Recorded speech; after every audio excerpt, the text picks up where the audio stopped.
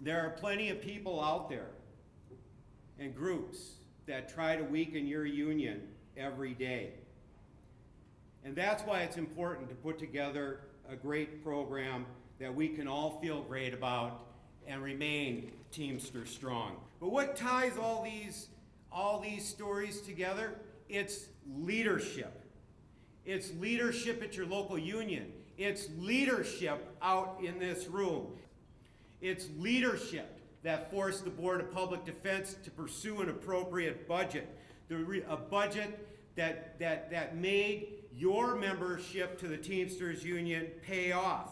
It took leadership to form a coalition at the University of Minnesota with the Minnesota Student Association and to bring in your international union and put together a committee that put together a kick-ass contract campaign that will be successful. And it took leadership in Hubbard County. The stewards, what a fantastic job. And you know, that whole bargaining unit is all leaders. We are here to learn about leadership together. We are here to practice leadership and how to build our leadership skills at our work site so that we can continue to effectively engage the membership, to have effective one-on-one conversations, and to continue to build the Teamster membership in your local union. We are going to build on our success. Your notes are also going to be very important for this local union for its decision-making factor on whether something goes to arbitration or not. Supervisor's still going to come back to you and say, "What? I never said that, right?" Yeah. Okay. Ethan, he's telling me, "No, I never said that, right?" Okay. But you have notes that says otherwise, so you make sure that you're keeping track of that. You're grabbing those notes. And you're keeping track of the conversation because that's what's going to carry the day, okay? All right? And then there's that seek solutions again, right? Because isn't that where you want to go, right? If you can get to the solution without having to fill out the grievance, isn't that the win? Yes. Right? So seeking solutions at the earliest possible level is absolutely an essential role that you have as a steward at the job site. So you have a member that's gone in without a steward. First off, is there contract language that requires the member to have representation in a meeting that could lead to discipline? Right? If you have contract language, you as a steward are going to enforce that. So what does that look like? If you know a member's in that being questioned in the office, what literally can you do?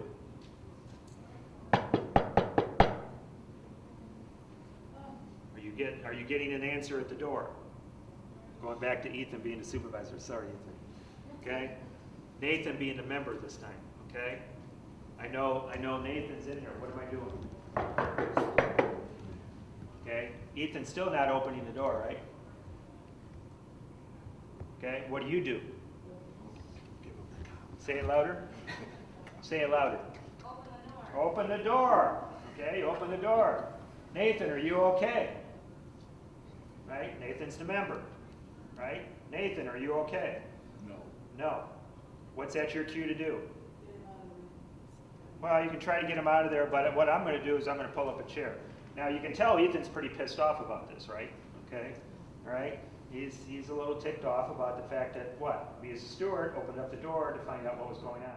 Everybody gets into the new app, everybody has to register, and that's so that you can register by bargaining unit. Same as the old website, same as the old app, except we got new features. One of the interesting new features we have is if you're not happy with the app, you can call me. My phone number will pop up. If you want to email me, you can email me. My email will pop up. Same thing for all the staff and officers at Local 320, directly from your phone. Other member resources that are really important are member benefits, the Teamster Service Bureau Credit Union, Teamster Privilege.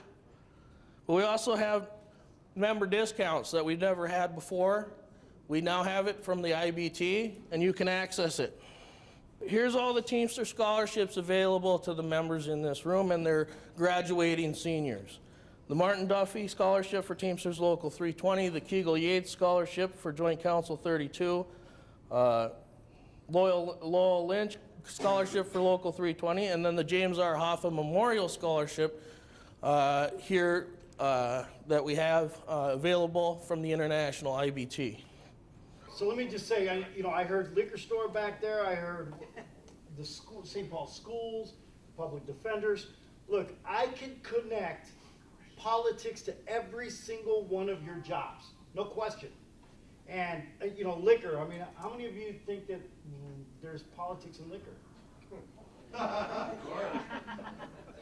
We could be talking about taxes at the Capitol, we can be talking about budgets, and there's nothing that garners more public media than liquor. Whether it's Sunday sales, whether it's wine and beer in the grocery stores, I'm telling you that it is amazing how much attention that gets. And when we talk about political issues, a lot of people think, well, what the hell do the Teamsters have to do with liquor?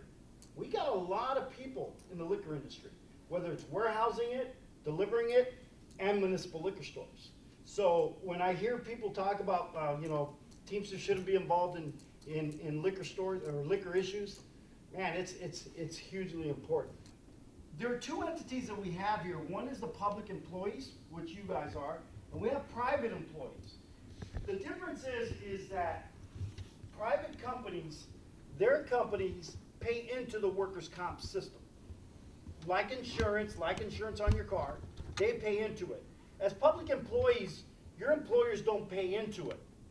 And what happens is, if for some reason you are unemployed as a public employee, as a school bus driver, what happens is you're eligible for unemployment, but what happens is your employer ends up having to foot the bill for all of the benefits that you receive.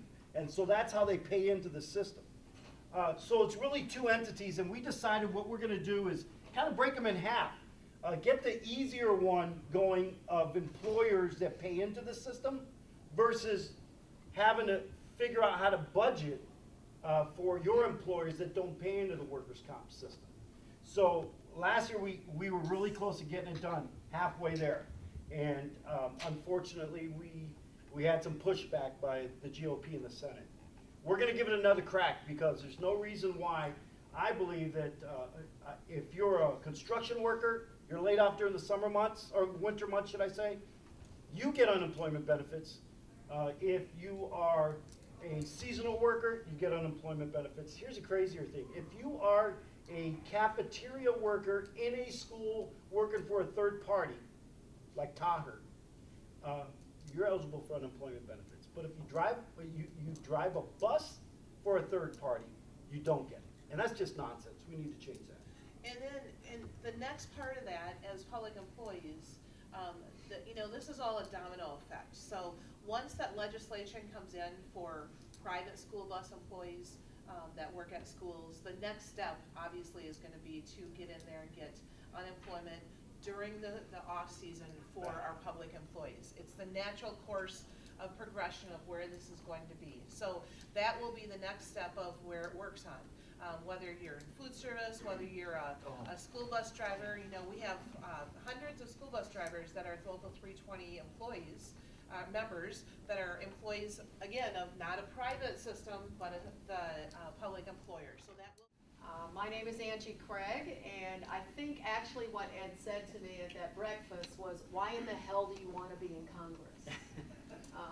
Some days I actually wonder, why in the hell did I want to be in Congress? But the answer for me was really simple.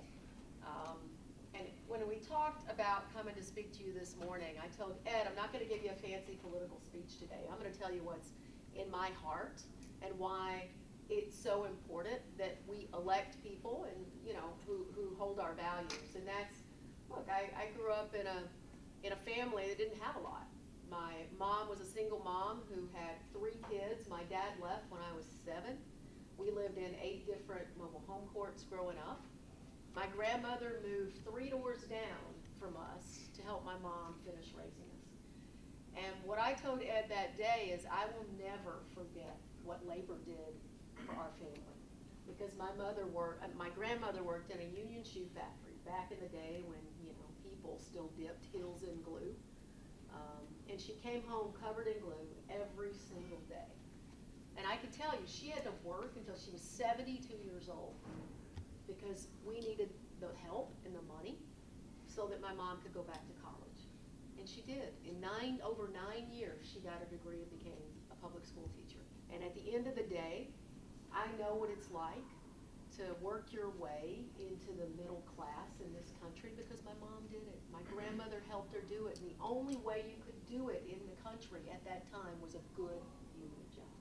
And if you look at what has happened in our nation over the last 40 years, it is those right-to-work laws, it's the weakening of organized labor in this country that has led to the wage growth that wage decline that this nation has experienced. And when I decided to run for Congress, it was simply because I think we got to level the playing field again. And that's why I'm a proud sponsor of the PRO Act, which would stop these so-called right-to-work laws in this country. That's why I believe so strongly that public sector union employees ought to be paid what the private sector is paid in this nation.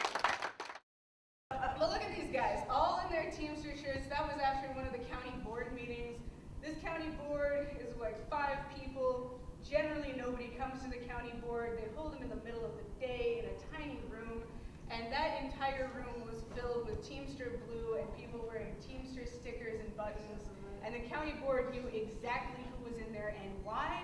And the best part is they had a horrible director of social services, was just awful.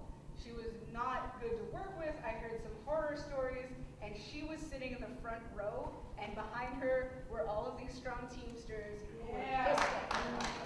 So it didn't happen overnight. It was the result of a ton of work by our members, reaching out to people like foster parents, children's advocates. These are people who were being affected as well, and you couldn't ask for a more sympathetic group, in my opinion. These are people who do services for the elderly, adults with disabilities, and children, and they were being treated badly.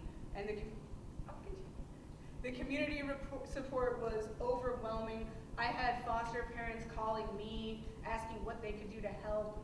We had former members writing op-eds every week in the paper. We all know it. We have all felt it. Labor unions throughout America are under attack. Public employees, especially targeted as being overpaid and underproductive. The facts tell it all. Nationwide union membership is at an all-time low. Today, only 10.7% of workers are union members. In 1950, membership was at 40%. 28 states already have right to work, and more are likely to follow. Every employer will push us just as far as we let them, in my experience, until we say stop and we stand up and say we want our rights respected, and that's when we put a check on their power. So this is how we win when we take on some of the most powerful employers in the world. They will always be richer than us. They will always have more lawyers, more money, more power, but we have the power that comes from the justice of our cause and the power of standing together as workers. Who is going to build member power in the workplace? We are.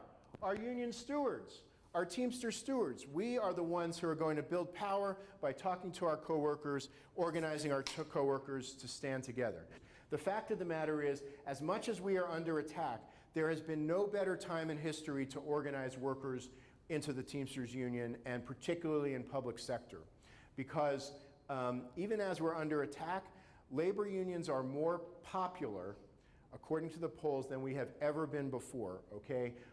Something like 60+% of Americans view labor unions favorably, which is higher than it's been in many, many years. The majority of working people say that they want to be in a union. Basically, basically, we would just, you know, like you said, we would explain what pattern bargaining is. We would let them know that there are ways that we could potentially overcome it by internal organizing and having our bargaining unit go into contract negotiations first. We could also reach out to the other unions in, you know, under the same employer to get on the same page and potentially go through negotiations consecutively. Also too, you know, we would explain other benefits that Teamsters have to offer. You are the backbone of this great union, and you are the first line of defense on the shop floor. And you are the leaders amongst your peers. And I sincerely hope today you're able to go back to your shops, to your places of work, and share your experiences with your peers. So let's keep that in mind. While it's important that we organize internally and we run some kick-ass contract campaigns, it's also important to make sure that we continue to grow this local union. I want to thank every single one of you for your participation today. This has been a fantastic turnout. It's great to have had the opportunity to spend the day with some new stewards and stewards that have attended your Steward Seminar for many years. So thank you very much. Great day.